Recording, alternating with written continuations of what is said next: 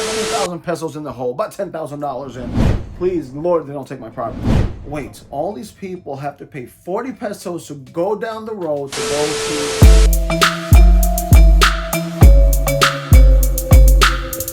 Hey everyone, so I'm trying something new today. I have nothing in my face. Hey everyone, this is Gilsar Vergara with another video. I am trying something new today. I am actually vlogging with my iPhone 11 because I just want to try. Today is going to be like a whole day of vlogging with the iPhone 11. Yeah, so I really hope you like the pedicab video, the hollow block video, and the DJing video. It's just me sharing my story of how I got into these things. I will do my next one. I think I will do like a convenience store one. I'm gonna bring Ruby to work today. I'm working from home because we had to take care of some stuff, so I'm working from home. Sorry. Hi. That's my beautiful wife. But we'll see what happens. I'm going to work now. I'm going to work. I'm gonna bring Ruby to work. Then I'm gonna go back and then work from home today. Okay.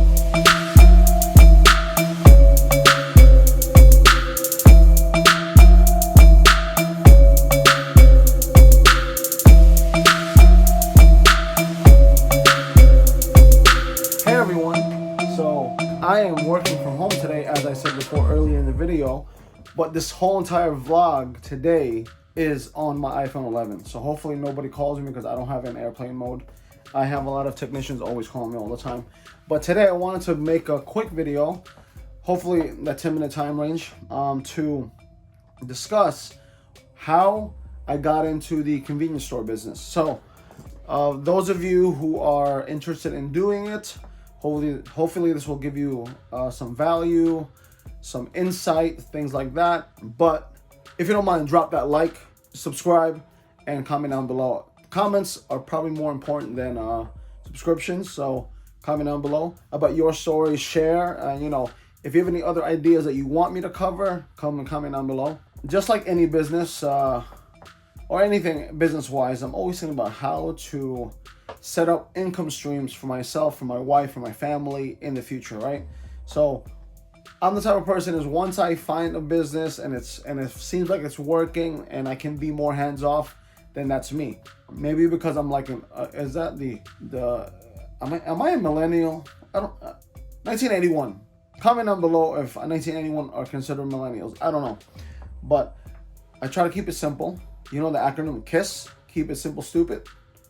I believe that's what it is. Pretty much, I got into a convenience store because I knew the value of having something that needs to be bought every single day. That's a necessity. Rice, water, eggs, basic groceries, daily needs, salt.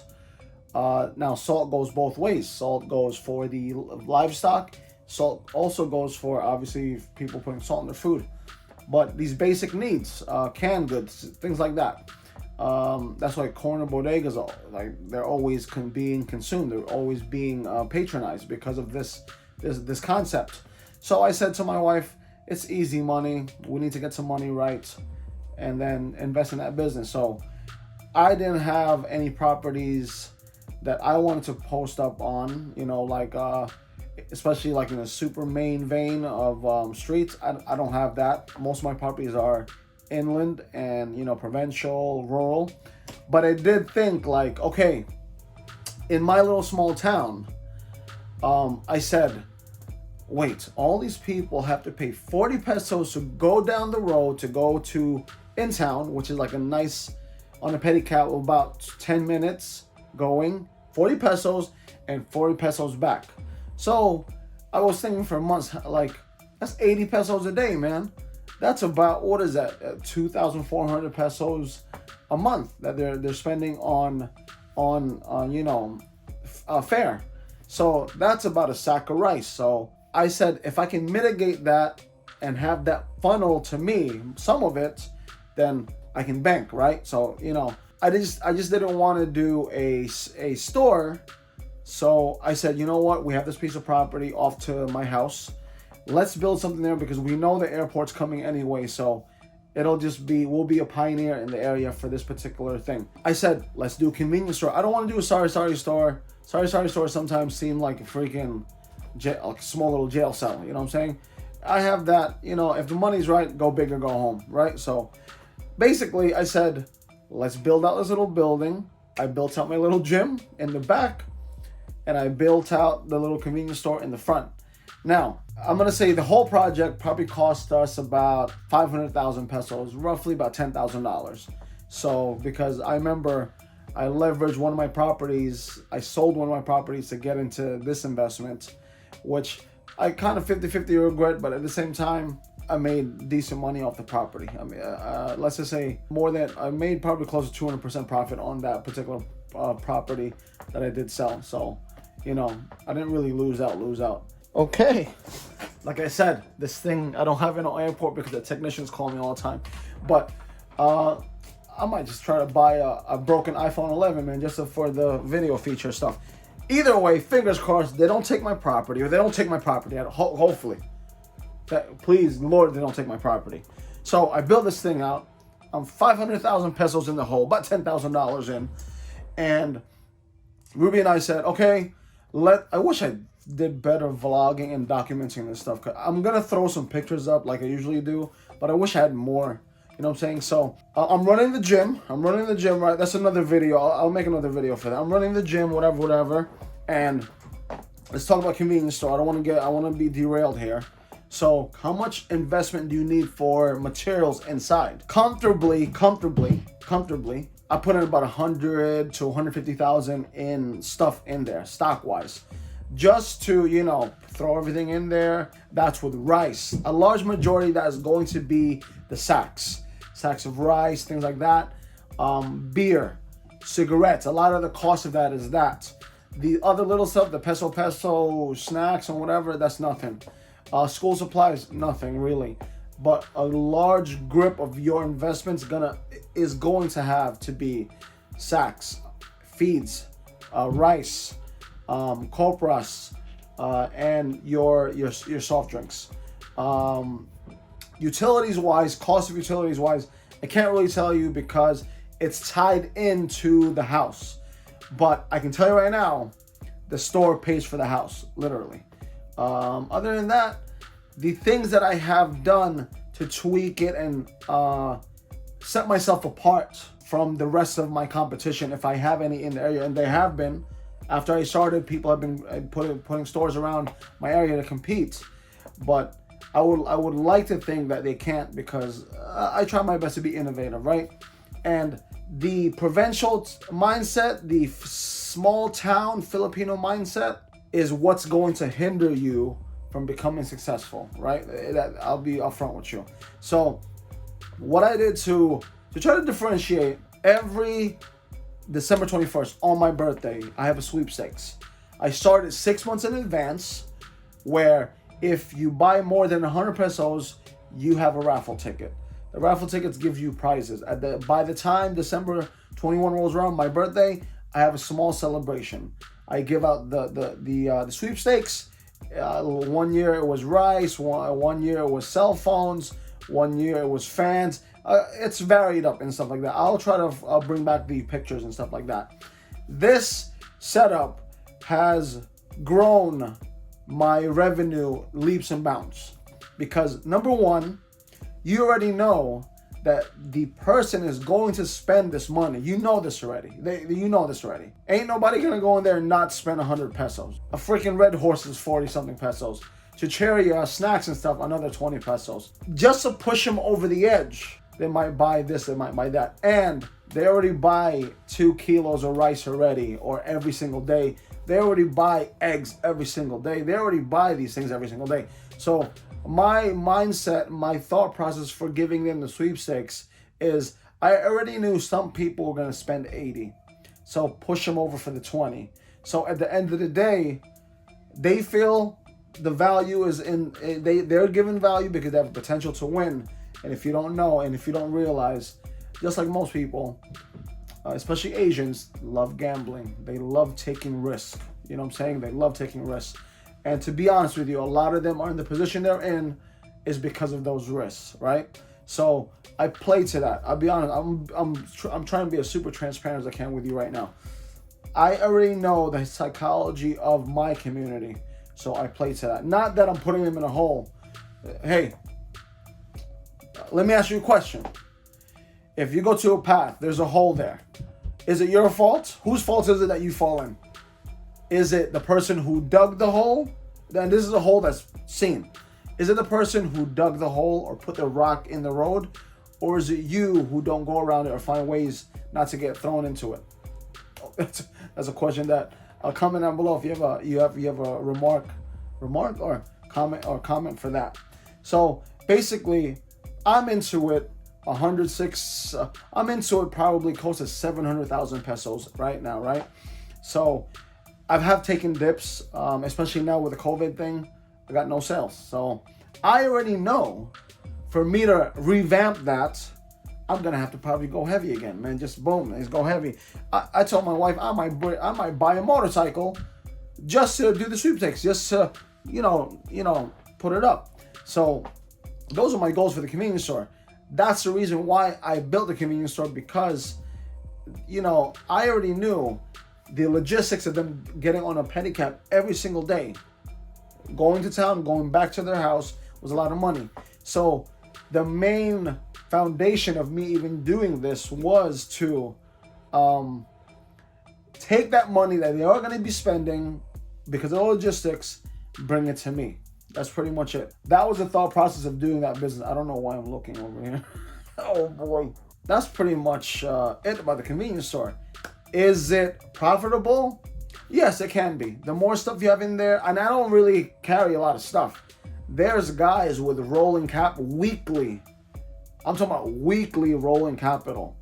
200,000, 300,000 a week. They're rolling that money every single week. That's a lot of money.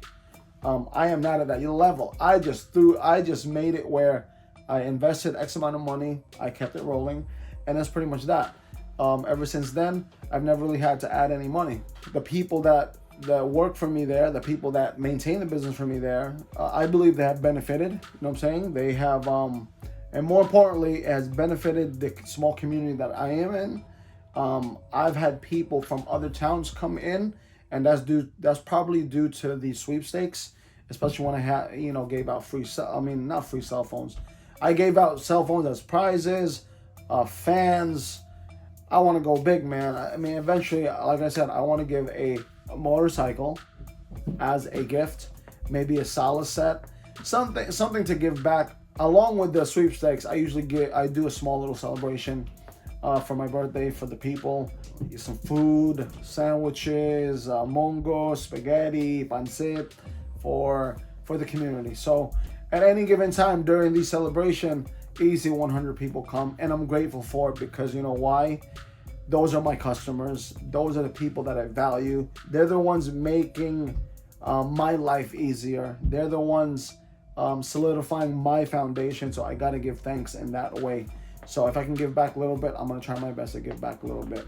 Issues that might arise is always going to be stock, logistics.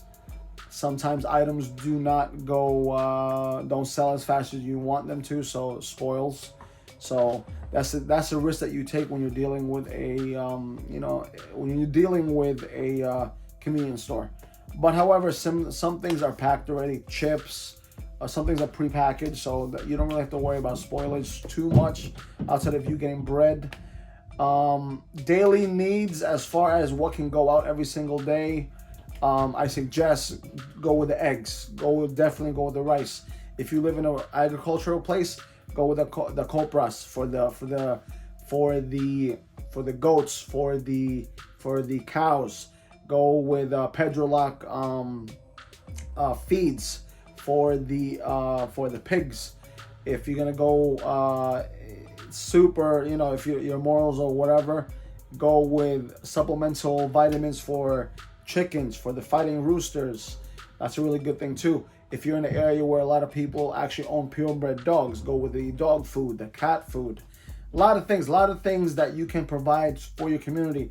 It's something for you to really look into your community and see what they need, what your competitor is offering. Maybe not so much undercut them, but overvalue and give on the customer service. That's another thing as well. And then when you feel comfortable and you're growing, do some deliveries. That's something I want to go into eventually.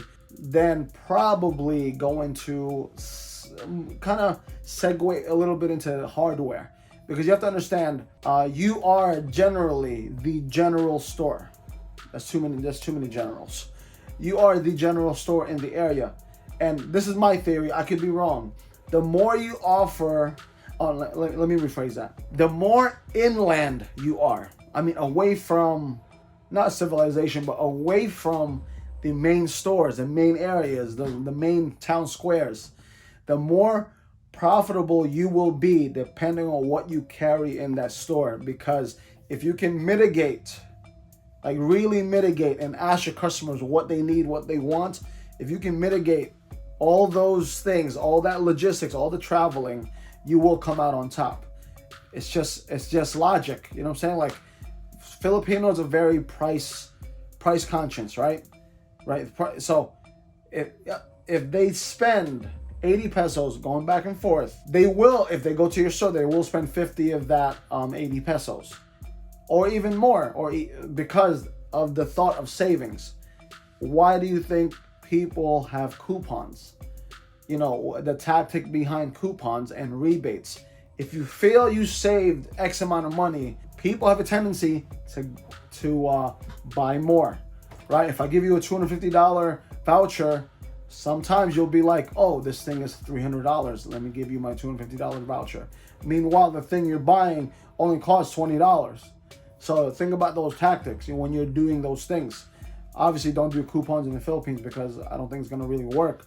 But think about those things when setting up a store. I believe you become super a business more inland, managed properly, thought out properly, will do far better than a business in the city that has to compete with X amount of stores. Because I'll tell you right now, in my area, there's only 1 or 3 stores around, right, in motorcycle distance, and they can't compete with my sweepstakes. They haven't. If they do, whatever, I'll bump it up, because that's how competitive I am anyway. So go on all day, but I don't want to. But I do ask you, give me a thumbs up, subscribe, comment down below about plans or any even videos you want me to do. I'm down.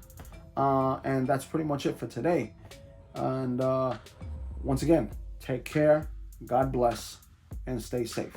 Bye. This video is so much easier. This setup, was so much easier to do.